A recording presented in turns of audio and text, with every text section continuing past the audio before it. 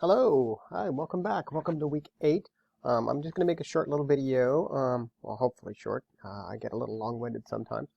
That's going to cover some of the stuff, at least in terms of a breakdown of how these poems can work with each other as far as the time period goes.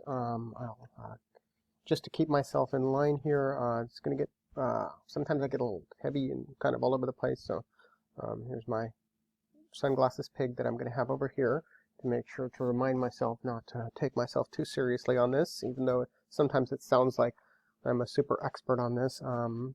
Just remember that most of what I'm telling you or what I'm teaching here is viewed through a particular lens, correct? Meaning that this is just kind of how I view it. I was obviously, pretty steeped in sort of these time periods and all of these movements, and they kind of swim around a lot. And I'm trying to give you sort of just a basic entryway into this, and I'm hoping that you'll take it as it's intended, meaning I'm just sort of walking you through some historical stuff, trying to figure out how to see how these poems sort of react to each other in a way, so that they can be a little bit more useful. But whatever lens you want to tackle it through, and even if you do some additional research on your own to try and find out kind of how these things work, remember that these are not the only ways of looking at these poems. Okay, so what I have up here is I have the list of poems that I want you guys to look at. I'm going to go over at least in terms of a category breakdown, because I go into pretty much in depth in the stuff that I wrote about how modernism works, how historical events influenced some of these writers, if not directly, then maybe indirectly. So I tried to choose some poems that were pretty emblematic, or at least could help you understand sort of how this stuff works. It's not comprehensive. It's not every poem ever, and it's definitely not every movement in the entire world. This is by nature, it's sort of a limited scope, only because it's something that sort of we can handle, because I'm trying to handle it week by week and module by module. So I don't want you to think that, just because I chose a bunch of white dudes, or, that's the only way of looking at it.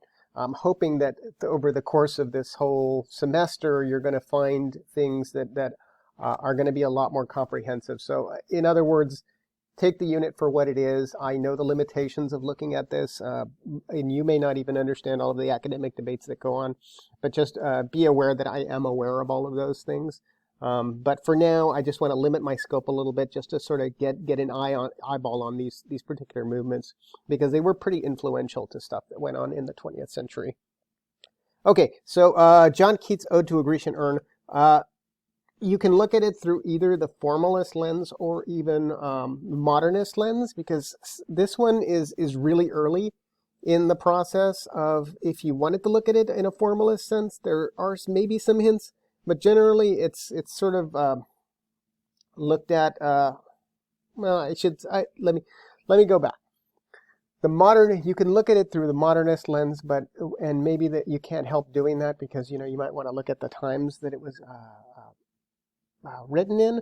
But generally speaking, it's definitely more formalist in its approach, meaning that art is sort of this floating thing out there, and it's trying to reach for that art.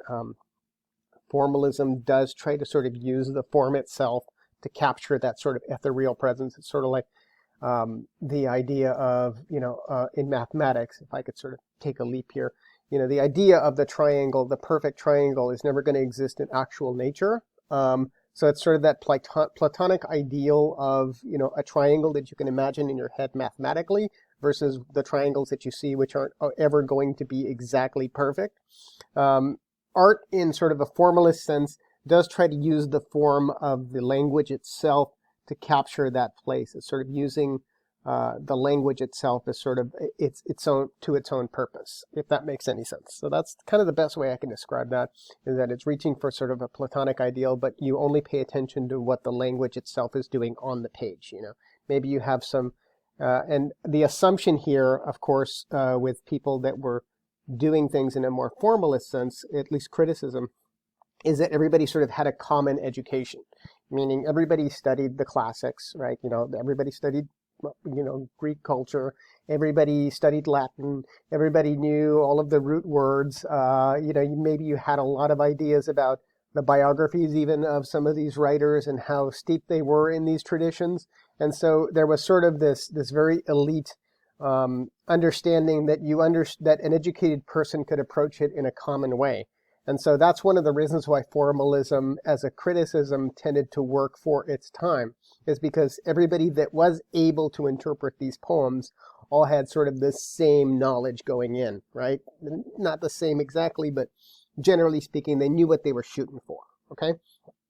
As I walked out one evening, the Auden stuff is also, and one of the things that you may notice about this is that they're kind of pretty sounding, and they have a lot of really interesting ideas, and maybe they're ideas that are really captivating, maybe even romantic. But leading up to this, these kinds of poems, which actually reached at least for that other area, prior to these kinds of poems, really you had a lot of poetry was really just limited to either a very formalist Latin structure. You were either copying sort of Latin structure, or you were writing these pastorals, or maybe you were influenced by, the Shakespearean sort of sonnet, very structured, how Shakespeare always has like these measures. Iambic pentameter, right? The language was always used in a very particular way based on the structure of the language. So this is sort of breaking a little bit free from that, this era, but not a ton, because it still had these formalist ideas. As we go to Dover Beach, one of the reasons I included that is because that's sort of, it has elements of formalism, but it starts to talk about World War I, right? It talks about events, social events that are outside of the realm of just the words themselves. So it wasn't about more of a common understanding. It was about hearkening to the larger social world and then our reactions to it. And that, in some ways, becomes the idea of modernism, is that modern movements, modern ways of looking at things, supersede the simple identification of maybe the biography of the writer, the structure, and what its influences are, within the piece itself. So, if that makes sense. Seamus Heaney is also a pretty big name in this in poetry. So I gave you something there because he talks a lot about sort of the Irish political movements that's embedded within his poems. And a good place to start is probably to read those little introductions in the Seagull Reader, right? It's one of the reasons why you have this instead of just sort of looking for it online, even though you can do that just to get an idea, and then you're sort of left to fill in the blanks. But each one of these has a little introduction about the author, so I would encourage you to go into those introductions to kind of see at least a hint of what these, especially when you get more into the modernist stuff, well, the formalist stuff too, because it'll tell you a little bit about the influences involved.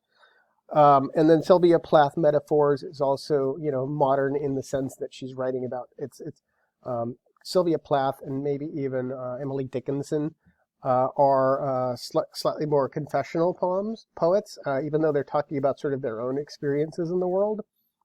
And they are reaching out to sort of reflect the psychology of the time. Which, remember, in the early 20th century, psychology was sort of this new thing, right? At least in terms of the modern sense, the way we view it in the modern sense. So another thing to keep in mind, and yeah, a lot of things to keep in mind, right? I'm remembering my pig. I'm keeping the audience in mind. Another thing to keep in mind is that, Freud was about this time when he was sort of inventing the subconscious, not inventing it, but you know what I mean, bringing it into sort of formal usage. World War I, which is fragmenting the world, which I go into a little bit in one of these videos. You have Darwin, right, the origin of the species, right? It was sort of upending ideas about man's place in the world. All of these movements were reflected in some capacity in this idea of the modern world fragmenting a little bit, right? And so there was this idea that art in some fashion should reflect that, even if it is just sort of like that confessional thing that I was talking about, your own sort of psychology, your sort of exploration of that. The last one that I'm going to go over, and I left this for last on purpose, is T.S. Eliot, The Love Song of J. Alfred Prufrock. T.S. Eliot is... He was an elitist in a different way than the elitists were elitists from earlier, in that he was writing about sort of the modern way of looking at the world, like the modernists were, but he was very high, what some people call high modernist, meaning there was almost, he didn't expect anybody to understand what he was reading, he didn't expect anybody reading would understand what he was writing unless they knew the references to the outside world. Okay, if that makes sense. So that's kind of the opposite, right, of that idea of just the words themselves. You have this common understanding. Everybody kind of looks at it similarly in terms of an educated person. That would be the more